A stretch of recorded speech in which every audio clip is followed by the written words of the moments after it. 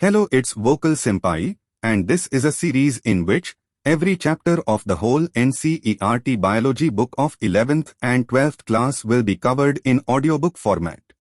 In this video, the chapter 16 of class 11 biology book, that is Digestion and Absorption, will be narrated.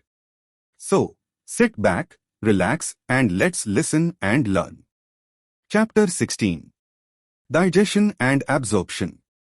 Food is one of the basic requirements of all living organisms. The major components of our food are carbohydrates, proteins and fats. Vitamins and minerals are also required in small quantities. Food provides energy and organic materials for growth and repair of tissues. The water we take in plays an important role in metabolic processes and also prevents dehydration of the body.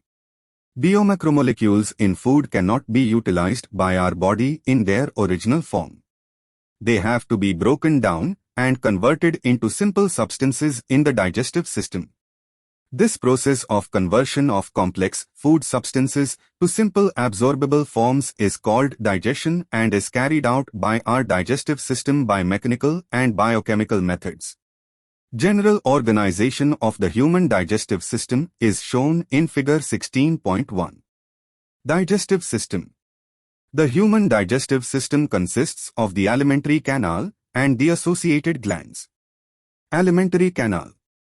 The alimentary canal begins with an anterior opening, the mouth, and it opens out posteriorly through the anus. The mouth leads to the buccal cavity or oral cavity. The oral cavity has a number of teeth and a muscular tongue. Each tooth is embedded in a socket of jawbone, figure 16.2. This type of attachment is called thecodont. Majority of mammals including human being forms two sets of teeth during their life, a set of temporary milk or deciduous teeth replaced by a set of permanent or adult teeth. This type of dentition is called diffeodont. An adult human has 32 permanent teeth which are of 4 different types: heterodont dentition, namely incisors, I, canine, C, premolars, PM, and molars, M. Arrangement of teeth in each half of the upper and lower jaw in the order I, C, PM, M is represented by a dental formula which in human is 1 to 3 to 1 to 3. The hard chewing surface of the teeth, made up of enamel, helps in the mastication of food. The tongue is a freely movable muscular organ attached to the floor of the oral cavity by the frenulum. The upper surface of the tongue has small projections called papillae, some of which bear taste buds. The oral cavity leads into a short pharynx which serves as a common passage for food and air. The oesophagus and the trachea, windpipe, open into the pharynx. A cartilaginous flap called epiglottis prevents the entry of food into the glottis, opening of the windpipe, during swallowing. The oesophagus is a thin, long tube which extends posteriorly passing through the neck, thorax and diaphragm and leads to a J-shaped bag-like structure called stomach. A muscular sphincter, gastroesophageal, regulates the opening of oesophagus into the stomach. The stomach, located in the upper left portion of the abdominal cavity, has 4 major parts: a cardiac portion into which the oesophagus opens, a fundic region, body, main central region, and a pyloric portion which opens into the first part of small intestine, figure 16.3. Small intestine is distinguishable into 3 regions: AC-shaped duodenum, a long called middle portion jejunum, and a highly called ileum. The opening of the stomach into the duodenum is guarded by the pyloric sphincter. Ileum opens into the large intestine. It consists of cecum, colon and rectum. Cecum is a small blind sac which hosts some symbiotic microorganisms. A narrow finger-like tubular projection, the vermiform appendix, which is a vestigial organ, arises from the cecum. The cecum opens into the colon. The colon is divided into 4 parts: an ascending, a transverse, descending part and a sigmoid colon. The descending part opens into the rectum which opens out through the anus. The wall of alimentary canal from oesophagus to rectum possesses 4 layers, figure 16.4, namely serosa, muscularis, submucosa and mucosa. Serosa is the outermost layer and is made up of a thin mesothelium epithelium of visceral organs with some connective tissues. Muscularies is formed by smooth muscles usually arranged into an inner circular and an outer longitudinal layer. An oblique muscle layer may be present in some regions. The submucosal layer is formed of loose connective tissues containing nerves, blood and lymph vessels. In duodenum, glands are also present in submucosa. The innermost layer lining the lumen of the alimentary canal is the mucosa. This layer forms irregular folds, rugae, in the stomach and small finger-like foldings called villi in the small intestine, figure 16.5. The cells lining the villi produce numerous microscopic projections called microvilli, giving a brush border appearance. These modifications increase the surface area enormously. Villi are supplied with a network of capillaries and a large lymph vessel called the lacteal. Mucosal epithelium has goblet cells which secrete mucus that help in lubrication. Mucosa also forms glands in the stomach, gastric glands, and crypts in between the bases of villi in the intestine, crypts of Lieberkühn. All the four layers show modifications in different parts of the alimentary canal. Digestive glands. The digestive glands associated with the alimentary canal include the salivary glands, the liver and the pancreas.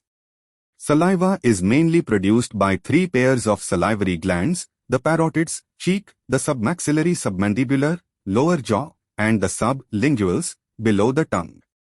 These glands situated just outside the buccal cavity secrete salivary juice into the buccal cavity. Liver is the largest gland of the body, weighing about 1.2 to 1.5 kilograms in an adult human. It is situated in the abdominal cavity, just below the diaphragm, and has two lobes. The hepatic lobules are the structural and functional units of liver containing hepatic cells arranged in the form of cords. Each lobule is covered by a thin connective tissue sheath called the Glisson's capsule. The bile secreted by the hepatic cells passes through the hepatic ducts and is stored and concentrated in a thin muscular sac called the gallbladder. The duct of gallbladder, cystic duct, along with the hepatic duct from the liver forms the common bile duct, figure 16.6.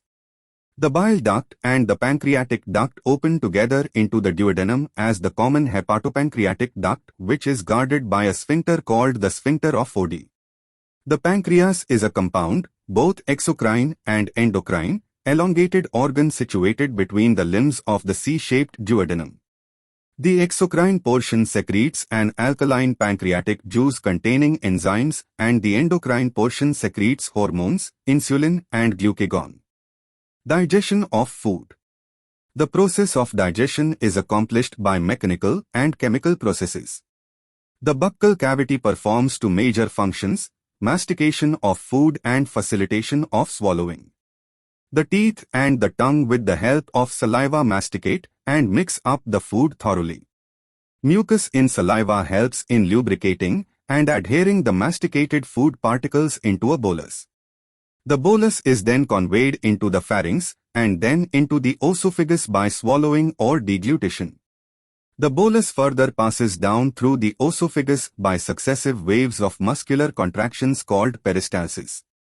The gastroesophageal sphincter controls the passage of food into the stomach. The saliva secreted into the oral cavity contains electrolytes and enzymes, salivary amylase and lysozyme.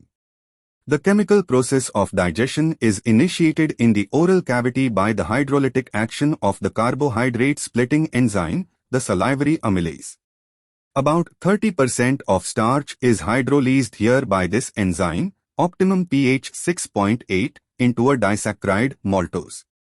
Lysozyme present in saliva acts as an antibacterial agent that prevents infections.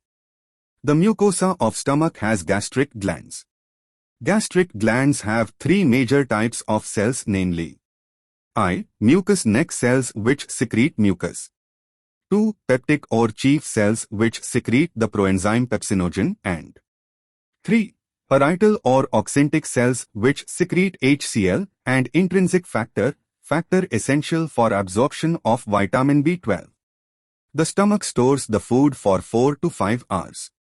The food mixes thoroughly with the acidic gastric juice of the stomach by the churning movements of its muscular wall and is called the chyme.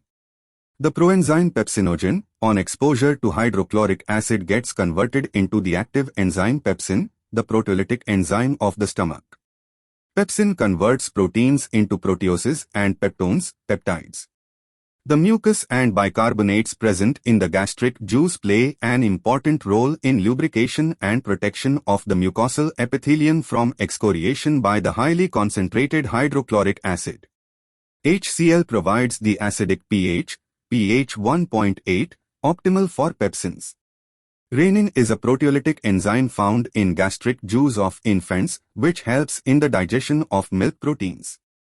Small amounts of lipases are also secreted by gastric glands. Various types of movements are generated by the muscularies layer of the small intestine. These movements help in a thorough mixing up of the food with various secretions in the intestine and thereby facilitate digestion. The bile, pancreatic juice and the intestinal juice are the secretions released into the small intestine. Pancreatic juice and bile are released through the hepatopancreatic duct. The pancreatic juice contains inactive enzymes, trypsinogen, chymotrypsinogen, procarboxypeptidases, amylases, lipases and nucleases. Trypsinogen is activated by an enzyme, enterokinase, secreted by the intestinal mucosa into active trypsin, which in turn activates the other enzymes in the pancreatic juice. The bile released into the duodenum contains bile pigments, bilirubin and biliverdin, bile salts, cholesterol and phospholipids, but no enzymes. Bile helps in emulsification of fats, i.e., breaking down of the fats into very small micelles. Bile also activates lipases. The intestinal mucosal epithelium has goblet cells which secrete mucus. The secretions of the brush border cells of the mucosa along with the secretions of the goblet cells constitute the intestinal juice or succus entericus. This juice contains a variety of enzymes like disaccharidases, example, maltase, dipeptidases, lipases, nucleosidases, etc. The mucus along with the bicarbonates from the pancreas protects the intestinal mucosa from acid as well as provide an alkaline medium, pH 7.8, for enzymatic activities. Submucosal glands, Brunner's glands, also help in this. Proteins, proteoses and peptones, partially hydrolyzed proteins, in the chyme reaching the intestine are acted upon by the proteolytic enzymes of pancreatic juice as given below. Carbohydrates in the chyme are hydrolyzed by pancreatic amylase into disaccharides. Fats are broken down by lipases with the help of bile into the end monoglycerides. Nucleases in the pancreatic juice acts on nucleic acids to form nucleotides and nucleosides. The enzymes in the succus entericus act on the end products of the above reactions to form the respective simple absorbable forms. These final steps in digestion occur very close to the mucosal epithelial cells of the intestine. The breakdown of biomacromolecules mentioned above occurs in the duodenum region of the small intestine. The simple substances thus formed are absorbed in the jejunum and ileum regions of the small intestine. The undigested and unabsorbed substances are passed on to the large intestine. No significant digestive activity occurs in the large intestine. The functions of large intestine are I. Absorption of some water, minerals and certain drugs. 2. Secretion of mucus which helps in adhering the waste, undigested, particles together and lubricating it for an easy passage.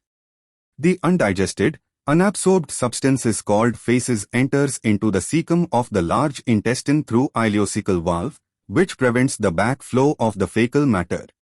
It is temporarily stored in the rectum till defecation. The activities of the gastrointestinal tract are under neural and hormonal control for proper coordination of different parts. The sight, smell and or the presence of food in the oral cavity can stimulate the secretion of saliva. Gastric and intestinal secretions are also, similarly, stimulated by neural signals. The muscular activities of different parts of the alimentary canal can also be moderated by neural mechanisms, both local and through CNS. Hormonal control of the secretion of digestive juices is carried out by local hormones produced by the gastric and intestinal mucosa. Calorific value of protein, carbohydrate and fat boxed item not for evaluation. The energy requirements of animals and the energy content of food are expressed in terms of measure of heat energy because heat is the ultimate form of all energies. This is often measured to as calorie, col, or joule, J, which is the amount of heat energy required to raise the temperature of 1 g of water by 1 degree Celsius. Since this value is tiny amount of energy, physiologists commonly use kilocalorie, kcal, or kilojoule, kj. 1 kilocalorie is the amount of energy required to raise the temperature of 1 kilogram of water by 1 degree Celsius. Nutritionists traditionally refer to kcal as the calorie or joule, always capitalized.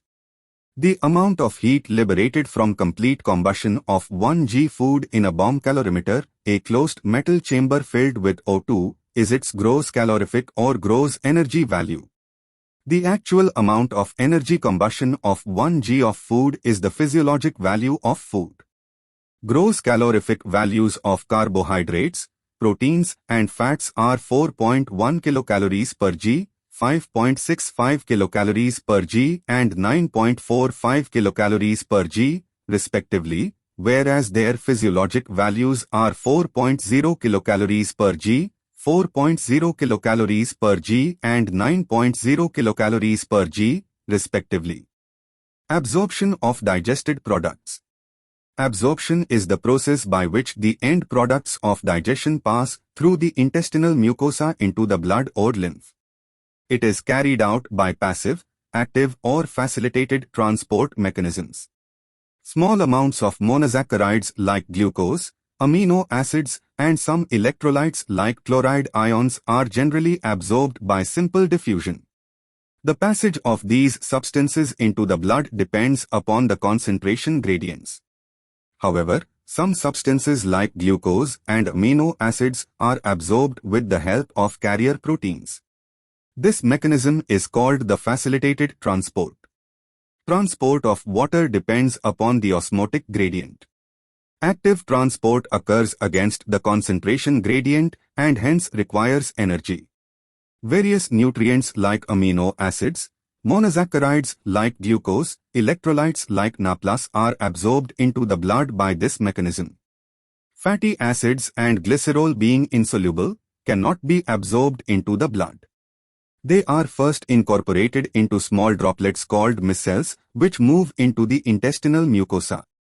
They are reformed into very small protein-coated fat globules called the chylomicrons, which are transported into the lymph vessels, lacteals, in the villi. These lymph vessels ultimately release the absorbed substances into the bloodstream. Absorption of substances takes place in different parts of the alimentary canal, like mouth, stomach, small intestine, and large intestine. However, maximum absorption occurs in the small intestine.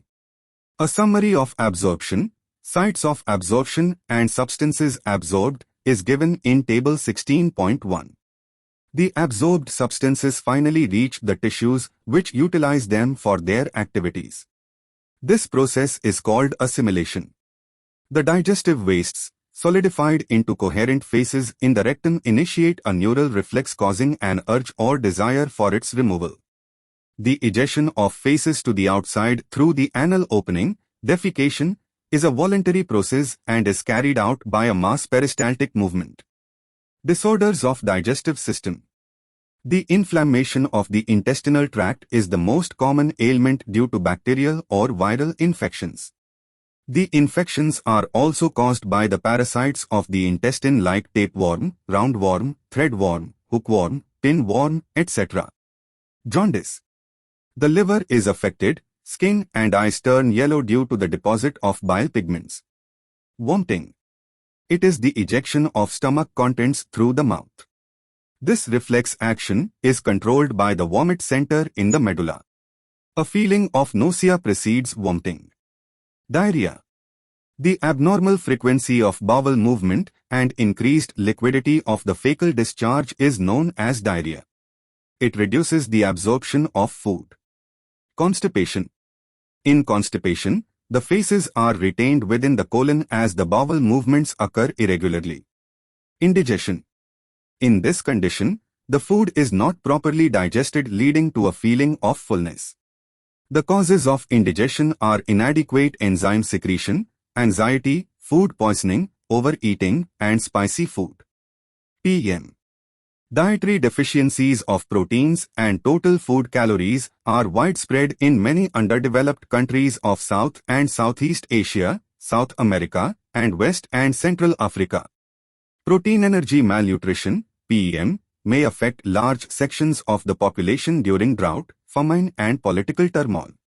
This happened in Bangladesh during the Liberation War and in Ethiopia during the severe drought in mid-80s. PEM affects infants and children to produce marasmus and kwashiorkor. Marasmus is produced by a simultaneous deficiency of proteins and calories. It is found in infants less than a year in age, if mother's milk is replaced too early by other foods which are poor in both proteins and caloric value. This often happens if the mother has second pregnancy or childbirth when the older infant is still too young. In marasmus, protein deficiency impairs growth and replacement of tissue proteins, extreme emaciation of the body and thinning of limbs results. The skin becomes dry, thin and wrinkled. Growth rate and body weight decline considerably. Even growth and development of brain and mental faculties are impaired. Kwashiorkor is produced by protein deficiency unaccompanied by calorie deficiency. It results from the replacement of mother's milk by a high-calorie low-protein diet in a child more than 1 year in age. Like marasmus, kwashiorkor shows wasting of muscles, thinning of limbs, failure of growth and brain development. But unlike marasmus, some fat is still left under the skin. Moreover, extensive oedema and swelling of body parts are seen. Summary. The digestive system of humans consists of an alimentary canal and associated digestive glands. The alimentary canal consists of the mouth, buccal cavity, pharynx, esophagus, stomach, small intestine, large intestine, rectum and the anus. The accessory digestive glands include the salivary glands, the liver, with gallbladder, and the pancreas. Inside the mouth, the teeth masticates the food, the tongue tastes the food and manipulates it for proper mastication by mixing with the saliva. Saliva contains a starch digestive enzyme, salivary amylase, that digests the starch and converts it into maltose, disaccharide. The food then passes into the pharynx and enters the esophagus in the form of bolus, which is further carried down through the esophagus by peristalsis into the stomach. In stomach, mainly protein digestion takes place. Absorption of simple sugars, alcohol and medicines also takes place in the stomach. The chyme, food, enters into the duodenum portion of the small intestine and is acted on by the pancreatic juice, bile and finally by the enzymes in the succus entericus, so that the digestion of carbohydrates, proteins and fats is completed. The food then enters into the jejunum and ileum portions of the small intestine. Carbohydrates are digested and converted into monosaccharides like glucose. Proteins are finally broken down into amino acids. The fats are converted to fatty acids and glycerol. The digested end products are absorbed into the body through the epithelial lining of the intestinal villi. The undigested food, feces, enters into the cecum of the large intestine through ileocecal valve, which prevents the backflow of the fecal matter. Most of the water is absorbed in the large intestine. The undigested food becomes semi-solid in nature and then enters into the rectum, anal canal and is finally egested out through the anus. Alfonso Corti. Alfonso Corti, Italian anatomist, was born in 1822. Corti began his scientific career studying the cardiovascular systems of reptiles. Later, he turned his attention to the mammalian auditory system. In 1851, he published a paper describing a structure located on the basilar membrane of the cochlea containing hair cells that convert sound vibrations into nerve impulses, the organ of Corti. He died in the year 1888. Thank you for tuning in. Give this video a thumbs up if it was helpful and subscribe for the upcoming videos. Check out more videos from the playlist. Also comment down if you have some queries or suggestion.